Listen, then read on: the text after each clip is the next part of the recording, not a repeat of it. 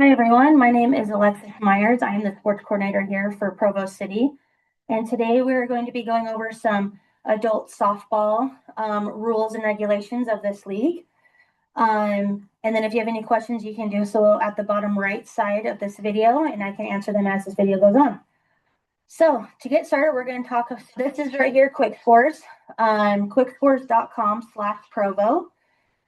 This is where the schedule will be posted and rules that you can find as well. So this is the homepage when you first log in. You will then scroll down to softball, adult softball, and then here's everything you need to know regarding the softball program. So if you're interested in any tournaments, we got that there. We got softball rules, player code of conduct, and then here are your schedules. They are posted and live.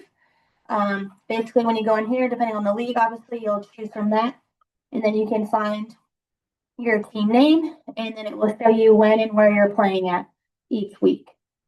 So that's where you can find there. I will say for Thursday co-ed, there is a team here that has notified us that they might drop out. And if that is the case, then we'll make sure to notify you when that time comes. But for right now, we will stick to the schedule. So again, this is Quick Scores. So now that your rosters are published, or excuse me, your schedules are published, you can then put your team roster on here. As the captain, you should be able to log into your Quick Scores account, and then you'll just have to get your teammates' email, and then you'll send them an email through your account, and then they'll just have to fill everything else online. You will need to have your rosters filled out and completed by the first game of your season. So please make sure you get that taken care of.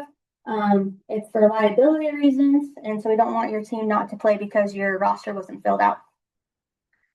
Okay, we're going to go over some rules here that I think are important. I'm not going to go over every single one, but I'm just going to go over the ones that I think everybody should know. So in regards to the roster, you can have a max of 12 to 30 players, but you only have 10 people on the field, but you can have as many as you need on the roster. And you can only bat up to 15 players as well.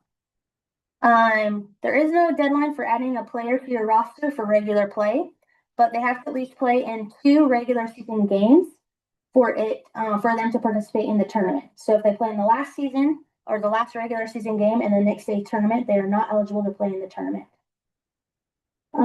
You will need to your teams will be expected to show ID before every game or every postseason game, and a lineup cards as well will be used to verify for tournament eligibility. Okay, your jerseys need to have numbers on the back, and we do not allow numbers to be taped on the back. And they need to be on the front and the back, preferably the back side for sure. But anyways, the numbers have to be on the back side, so that way we can follow the lineup as well. Okay, no metal cleats are allowed, so only rubbers or turf shoes are fine. 16 years is the youngest that you can play. Lineup cards. All right, lineup cards. We need to have your first and last name on the lineup card. If it's not written, we will start the game we will start the time before the game is going. That you'll need to fill this out in order for you to actually participate in the game.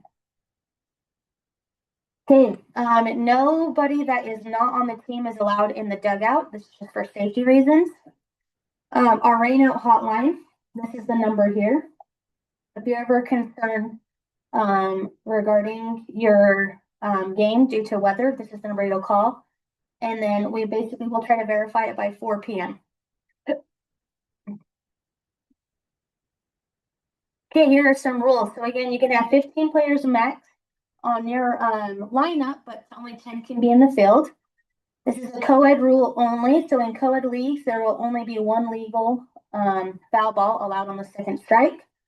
Bats must be USSA thumbprint stamp on it. Pitchers must wear a protective face mask. And then we encourage that you wear shin guards and anything else. You have to wear a face mask in order to participate in this league. If you do not, then your team will have to forfeit or find other ways around it, but you need to wear a face mask. Okay, the home run rule. The one-up rule will be used in all leagues. The one-up rule states you may only hit one more home run than the other team. So example, if team A hits a home run, then the B team now hits one home run to be even, or two home runs up to be one up. All other home runs are considered outs. A home team may go one up after time has expired or in the bottom of the seventh to win the game. When a home run is hit, you do not have to advance to the next base. So you can basically just hit and sit down. For co-ed and men's, you do get a courtesy runner, but it's for each gender. So if a female's on first, a female has to run for that person. Okay, we do have a run rule. So if a team is leading by 20 or more in the bottom of the third inning, 15 or more in the fourth inning, 10 or more of the fifth inning, the game will be called as is. We do have a flip-flop rule. So at the end of the second inning, if a home team is down by 20 runs, the home team will remain and bat and become the visiting team at the top of the third inning. Okay, so the pitching arch needs to be 6 to 12 feet from the ground. And then we will have mats. So basically, if the ball touches the mat at any time, you will be considered out or a strike. We need to have your lineup at least 5 minutes before game time. So if a game is still going on before yours, go ahead and get that taken care of. And again, the game clock will start at scheduled game time, even if lineups are not turned in or turned in correctly. So first and last name. Okay, the game will consist of 15 minutes running clock or 7 innings. No new inning will start after 15 minutes. The game clock will start at a scheduled game time or 5 minutes after the previous game.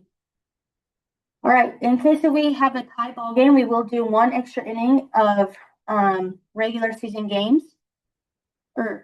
In case of a tie, a ball game, we will have 1 extra innings in the regular season and games can end in a tie. For all postseason games, we will play till a winner is declared. All extra innings will start with the runner on second base. The runner should be the last out from the previous inning. So basically an international tiebreaker. All right, our games start on the half hour. So 6:30, 7:30, 8:30, and 9:30.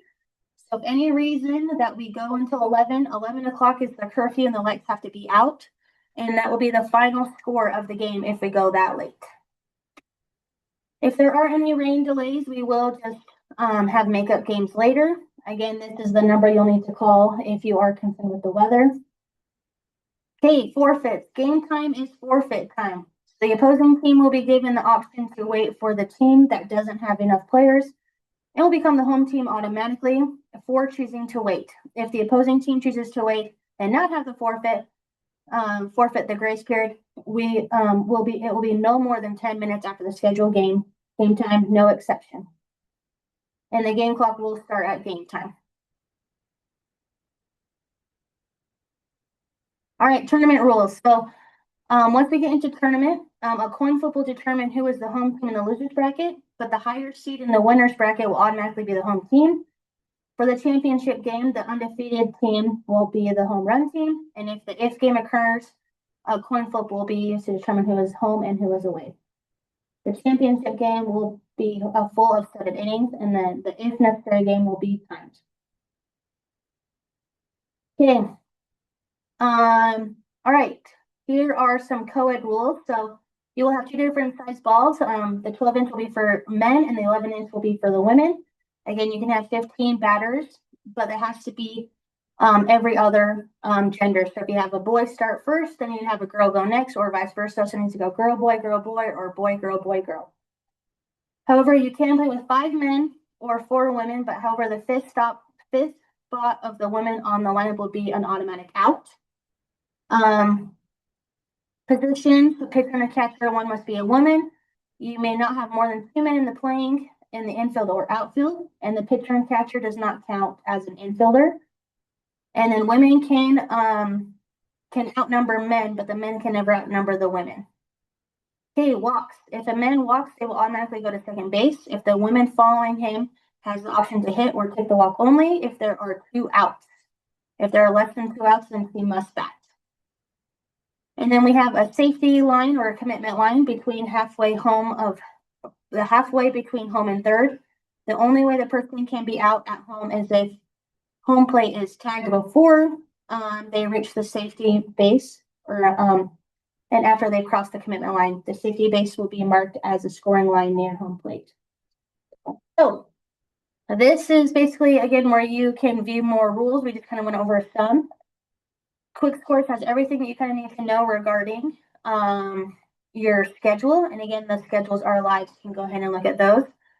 And then this is my contact information here. If you have any more questions regarding softball, you can feel free to let me know. But thank you, and we're excited to get the season going.